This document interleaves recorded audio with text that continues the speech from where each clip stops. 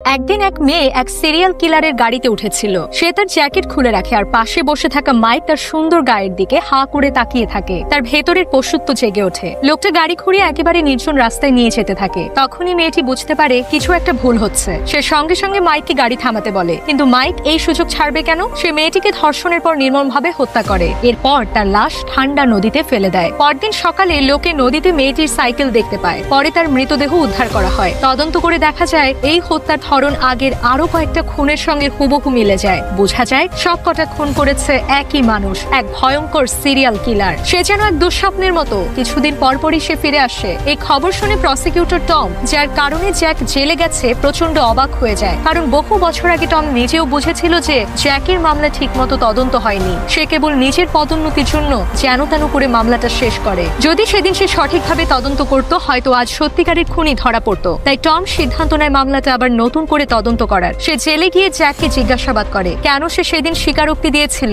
তখন জ্যাক পুরো সত্যি কথা জানায়। সে বলে সে তার প্রেমিকা এমাকে সত্যি খুব ভালোবাসতো, কিন্তু এমা তাকে ছেড়ে আরেকজনকে ভালোবাসতে শুরু করে। জ্যাক খুব কষ্ট পেয়ে একদিন কিছু বিষ একটা ফলের ওপর রাখে যাতে এমা মারা যায়।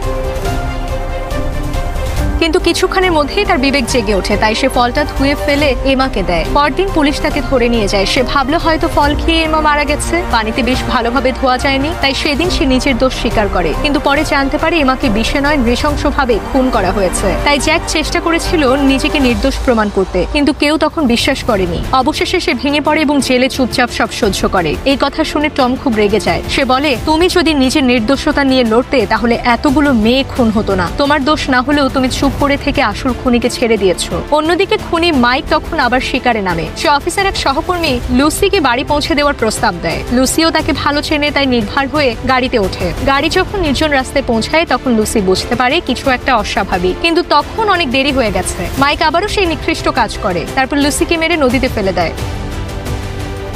এবার মেয়েটির লাশ পেয়ে ফরেনসিক টিম তার শরীরে গাড়ির জানালার কাঁচের টুকরো খুঁজে পায়। এই ধরনের কাজ শুধু গাড়িতে ব্যবহৃত হয়, আর ছোট শহরে গাড়ির মালিকও বেশি নেই। তাই পুলিশ সবার গাড়ি তল্লাশি করে, আর শেষে মাইক সন্দেহভাজন হিসেবে ধরা পড়ে। আসলে এমা যে ছেলেটিকে ভালোবাসতো সে ছিল মাইকই। সেই রাতে সে গোপন ঘাসের ঝোপে লুকিয়েছিল। যখন জ্যাক আর এমা ঝগড়া করে চলে যায়, তখন মাইক বেরিয়ে এসে এমাকে সেক্স করার প্রস্তাব দেয়, কিন্তু এমা রাজি না হয়ে তাকে অপমান করে। তখন রাগে মাইক খুন করে ফেলে। এরপর থেকে খুনে সে এমন মজা পায় যে বারবার এই কাজ করতে থাকে। শেষেই অমানবিক খুনিকে ফাঁসির দণ্ড দেওয়া হয়, আর জ্যাকের দোষ প্রমাণিত না হয় সে জেল থেকে মুক্তি পায়।